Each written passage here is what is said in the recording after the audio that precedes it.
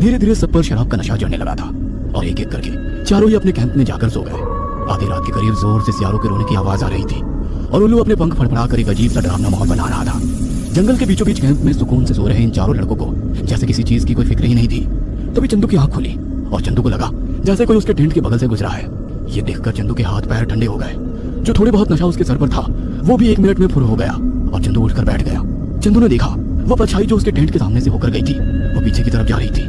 बड़ी हिम्मत करके चंदू उठा और उसने टेंट से झांक कर देखा। दूर से बाहर जल रही आग के सिवाय कोई नजर नहीं आया। चंदू दबे पांव अपने टेंट से निकला और अपने दोस्तों की टेंट की तरफ गया। उसने रोहन और समीर को उठाने की कोशिश की लेकिन दोनों में से कोई नहीं उठा। फिर जब वो कबीर के टेंट में गया तो उसने देखा वहां कबीर नहीं था। चंदू सोचने लगा कि आखिर इतनी रात में कबीर कहाँ जा सकता है।